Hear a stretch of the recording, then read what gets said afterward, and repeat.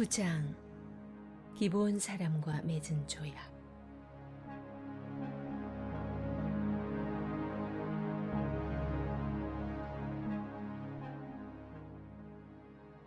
요단강 서편의 산지와 작은 언덕과 레바논 북쪽의 지중해 연안에 살고 있는 헷사람, 아모리 사람, 가나안 사람, 브리스 사람, 히위 사람, 기르가스 사람, 여부스 사람의 왕이 그 소식을 들었다.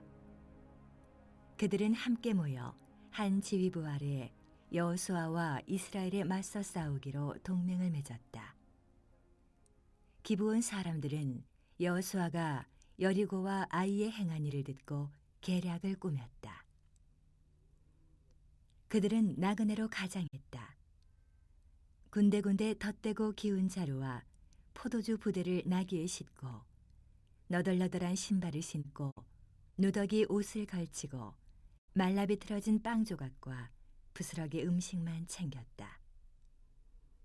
그리고는 길갈에 있는 여호수아에게 와서 이스라엘 사람들에게 말했다. 우리는 먼 나라에서 왔습니다. 우리와 조약을 맺어 주십시오. 이스라엘 사람들이 이 휘 사람들에게 말했다. 당신들이 이 지방 사람이 아니라는 것을 어떻게 알고 우리가 당신들과 조약을 맺을 수 있겠소? 그들이 여호수아에게 말했다. 우리가 당신의 종이 되겠습니다. 여호수아가 말했다. 당신들은 누구며 어디서 왔소? 그들이 말했다. 먼 나라, 아주 멀리서 왔습니다. 당신의 종들이 이렇게 온 것은 하나님, 당신의 하나님에 대해 굉장한 일들을 들었기 때문입니다. 그분께서 이집트에서 행하신 모든 일 말입니다. 요단강 동쪽에 두 아모리 왕, 곧 헤스본 왕 시혼과 아스타롯에서 다스리던 바산 왕 옥에게 행하신 일도 우리가 들었습니다. 우리 지도자들과 우리나라의 모든 사람들이 길에서 먹을 음식을 싸가지고 가서 그들을 만나시오. 그리고 우리는 당신들의 종이니 우리와 조약을 맺어달라고 전하시오 하고 우리에게 말했습니다. 당신들을 만나려고 떠나올 때만 해도 이 빵은 갓 구운 것처럼 따끈따끈했습니다. 그런데 보십시오. 빵 조각과 부스러기만 남았습니다. 갈라져서 기운 이 포도주 부대도 처음 포도주를 담을 때는 새 것이나 다름없었습니다. 우리의 옷과 신발도 멀고 험한 길을 오느라 이렇게 누더기가 되었습니다. 이스라엘 사람들은 그들을 살펴보고 그들의 말을 받아들였다. 그러나 이 일에 대해 하나님께 여쭙지는 않았다. 여호수아는 그들과 화친하여 그들의 목숨을 보장하는 조약을 정식으로 맺었다. 회중의 지도자들도 그 조약을 지키기로 맹세했다.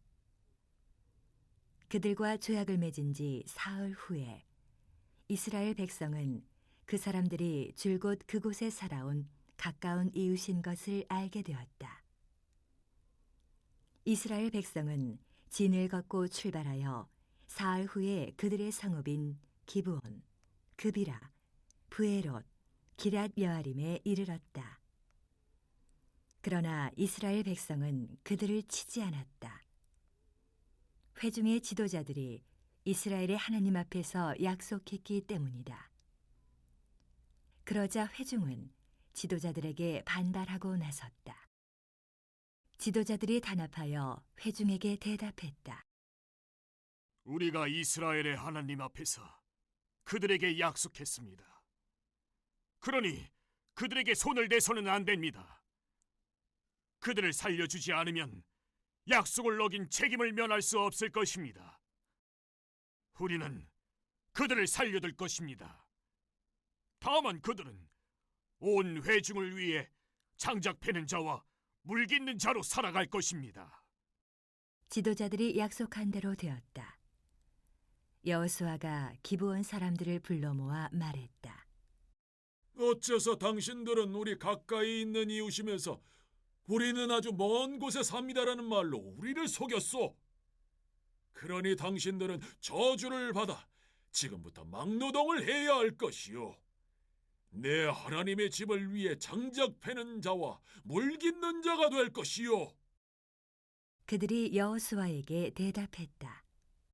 하나님, 당신의 하나님께서 그분의 종 모세를 통해 명령하신 말씀, 곧 온 땅을 당신들에게 주고 그 땅에 사는 사람들을 모두 멸하라고 하신 말씀을 우리가 똑똑히 들었습니다.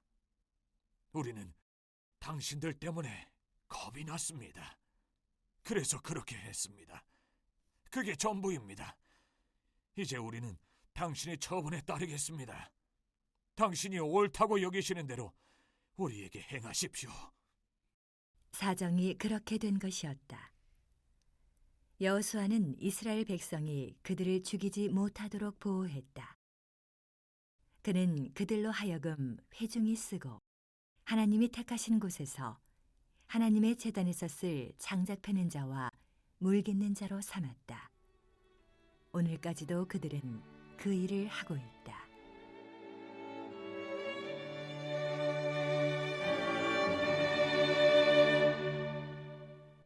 9장 1절로 11장 23절은 하나의 커다란 문단입니다.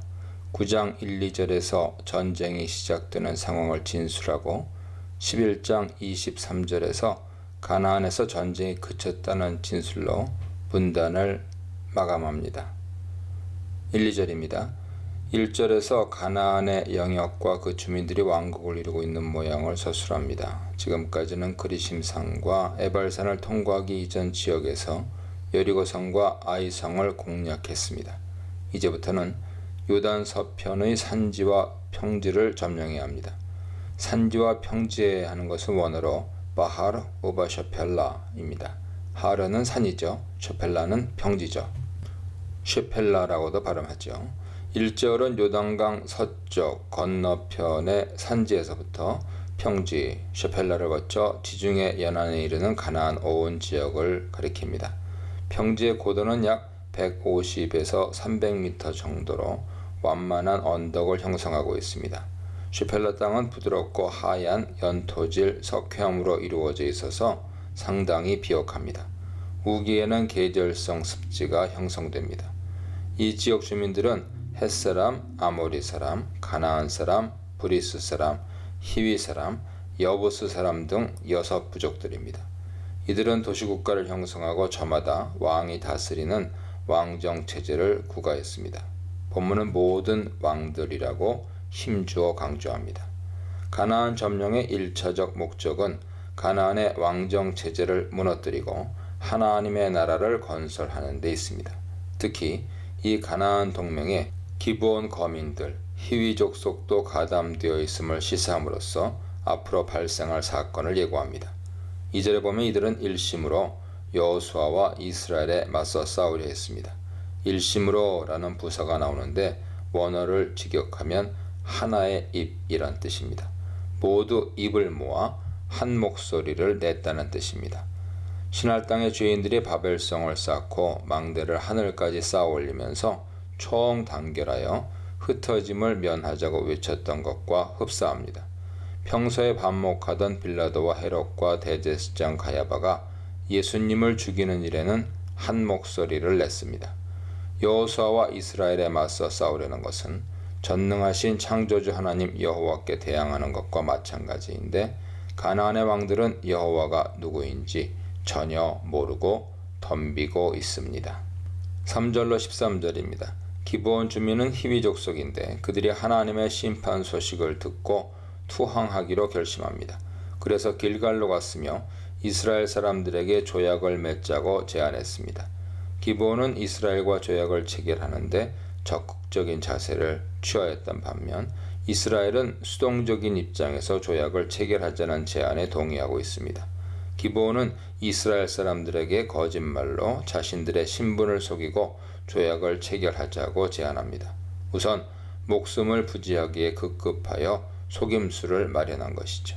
그들은 먼 지역에서 온 것처럼 가장하기 위해 헤어지고 찢어진 전대와 가죽 부대를 준비하였고 기운 신발을 신고 낡은 옷을 입고 마르고 곰팡이 난 떡을 준비했습니다. 신명기 20장의 전쟁법을 보면 가나안 내부 주민과 가나안 외부 주민을 구별하여 차등을 두고 진멸하라고 기록되어 있습니다. 그래서 이제 기브온은 가나안 바깥 먼 곳에서 찾아왔다고 거짓으로 진술합니다. 하지만 이스라엘 사람들은 처음에는 속지 않습니다. 우리 가운데 거주하는 듯하니 우리가 어떻게 조약을 맺을 수 있으랴. 그러자 기브온 사람들은 매우 정중하게 우리는 당신의 종들이니이다 하면서 매우 저자세로 나옵니다. 이에 이스라엘의 입장이 변한 것을 보고 다시 한번 기브온 사람들은 심히 먼 곳에서 여호와께서 행하신 일을 듣고 왔다고 합니다. 11절에 여행할 양식이란 표현이 재밌습니다. 원어 체이다는 창세기 27장 3절에 처음 나오는데 에서가 사냥한 것을 가리키죠. 창세기 42장 45장을 보면 애굽에 내려가는 요셉의 형제들도 길 양식을 갖추었습니다.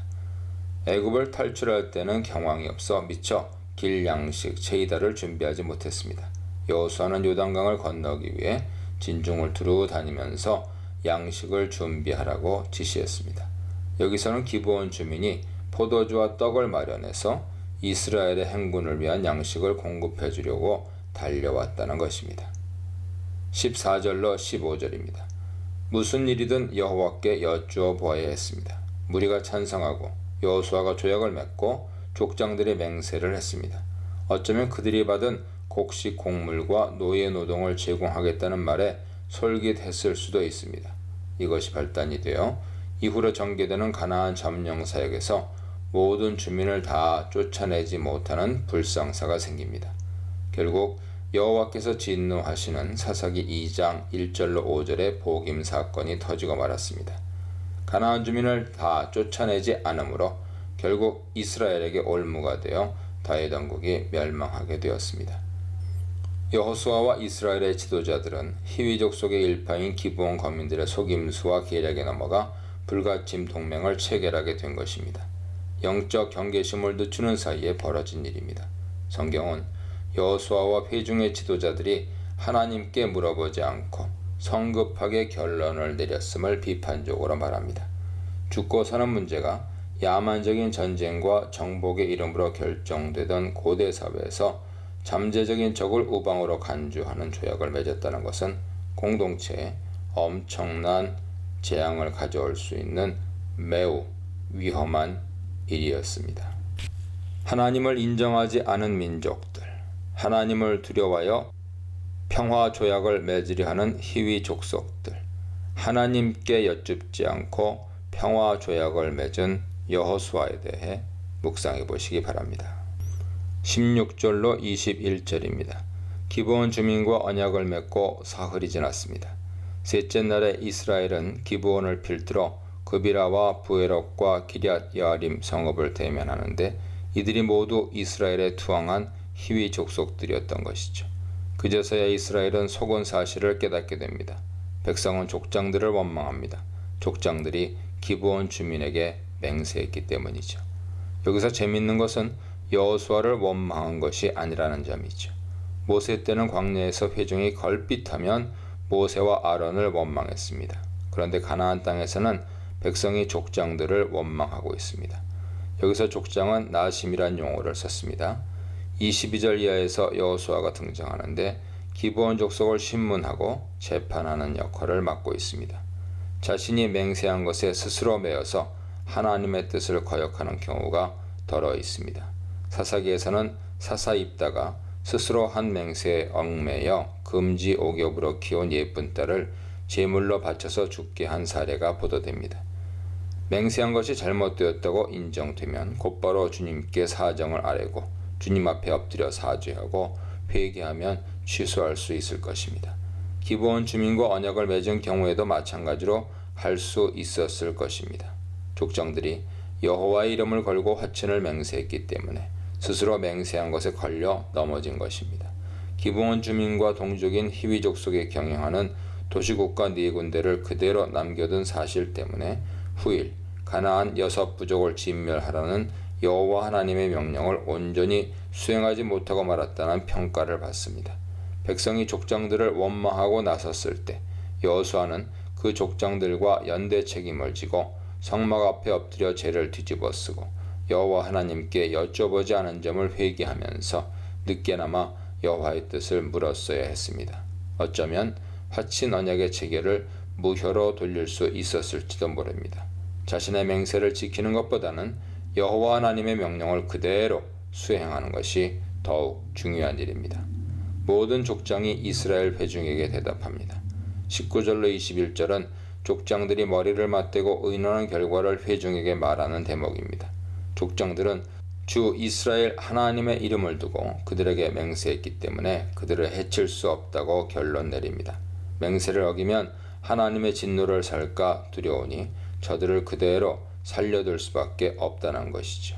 그러나 살려두기는 하되 그들을 나무 패는 자와 물 깃는 노예로 봉사하도록 만들겠다고 백성을 설득했습니다. 이에 백성들은 족장들의 표현을 받아들였습니다. 22절로 27절입니다.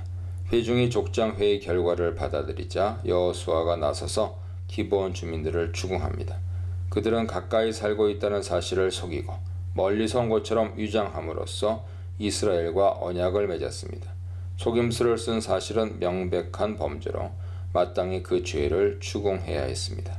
그러나 그들은 여호와 하나님의 전능하신 기적 소식을 듣고 두려워 떨었으며 투항하지 않으면 목숨을 잃을까 심히 두려워하여 속임수를 쓴 것이지 이스라엘을 해칠 나쁜 의도는 없었다고 애써 변명합니다. 희생 라합도 여호와 하나님과 이스라엘의 소식을 듣고 두려워서 정탐꾼을 숨겨주고 구원의 약조를 받아냈습니다. 여리고 성이 무너졌을 때 라합은 온 가족과 함께 그대로 보존되었습니다. 여호수아는 라합과 그 가족을 구원하는 일에 있어서 매우 적극적인 조치를 취해 주었죠. 반면에 기브온 주민에게는 엄하게 추궁하고 나섭니다. 기브온 주민과 라합의 경우는 어떤 차이가 있을까요? 라합의 경우에도 정탐꾼들은 여호와 하나님께 여쭤보지 않고 약정했으니 기브온 주민 경우와 마찬가지로 보입니다. 결정적인 차이점이 있다면 기브온 주민이 희위 족속이었다는 점일 것입니다. 오경에서는 가나안 주민을 다 쫓아내라고 명령하면서 가나안 6부족 내지는 7부족을 언급합니다. 이 부족들 명단에 희위 족속은 빠짐없이 언급되어 있습니다. 라합은 개인 차원에서 이루어진 일이지만 희위 족속은 개인의 문제가 아니라 전체 부족의 문제였던 것입니다. 또 그들이 거짓말로 속였다는 점도 문제가 될 일입니다. 라합이 거짓말을 한 것은 정탐꾼을 숨겨주기 위해서 여리고 군사들에게 한 것입니다. 기브온 주민의 경우는 자기들이 살려고 하나님 백성 이스라엘을 속인 것입니다. 그들의 잘못이 명백히 드러났지만 여호수아는 스스로 맹세에 걸려서 그들을 처단하지 않습니다. 맹세로 비준된 계약을 파기하면 하나님의 진노가 임한다고 믿었습니다. 그래서 기브온 사람들이 사는 성읍 기브온, 그비라, 부에롯, 기럇 여아림은 정복하지 못한 채 살려두어야 했습니다. 여호수아가 족장들과 회중들 사이에 중재자로 나섭니다. 그는 기브온 사람들을 처단하여 진멸하는 대신에 족장들 제안대로 대대로 그들을 노예로 삼습니다. 하지만 이스라엘 족장들은 온 회중을 위하여 나무 패며 물 깃는 자가 되도록 판결한 반면 여호수아는 그들로 하여금 내 하나님의 집을 위하여 나무 패며 물 깃는 자가 되도록 변경하고 있습니다. 여호수아의 판결에 의하면 기브온 거민들은 이스라엘 백성 개개인에게 종속된 종이 아니라 여호와의 택하신 곳에서 성막에 소속된 종이 되어야 한다는 것입니다. 그러므로 여호수아의 판결은 저주라기보다는 일종의 긍휼이며 은총이며 축복인 셈입니다. 기브온 거민들이 영원히 봉사해야 하는 하나님의 집은 어디입니까? 신명기 12장 5절 11절을 근거로 예루살렘이라고만 고집해서는 안 됩니다. 여호수아 당시 예루살렘은 아직 정복되지 않은 가나안의 여부스 족속의 도시였으며 예루살렘에는 솔로몬 시대 이후에야 비로소 여호와 하나님을 위한 제단과 성전이 세워졌습니다. 따라서 여호수아 시대에 하나님의 집은 길갈 성소입니다. 기브온 거민들은 군사와 종교의 중심지 역할을 수행한 길갈에서 예속적인 역할을 수행해야 한다고 판결한 것이죠. 그래야 오늘까지 이르니라는 구절이 이해될 수 있습니다. 오늘 본문에서 지도자는 하나님께서 어떻게 생각하실지를 묵상하고 여쭤봐야 한다는 것을 보여줍니다. 아이성의 승리와 언약 맹세 이후에 등장하는 이러한 나태한 모습은 가나안 땅이 한시라도 안전하게 신앙생활할 수 있는 곳이 아님을 잘 보여줍니다. 하지만 지도자는 문제가 드러났을 때 회피하지 않고 최선이 아니더라도 차선을 마련하여 문제를 수습할 수 있어야 합니다. 여호수아는 기브온 거민들의 속임수를 책망했지만 동시에 그들이 언약 공동체 안에서 하나님의 성소를 섬기는 일을 맡김으로 하나님 은혜의 범주에 들어올 수 있게 합니다. 방심이 초래한 위험, 최선이 아니면 차선, 두려움의 대상이 된 이스라엘에 대해 묵상해 보시기 바랍니다.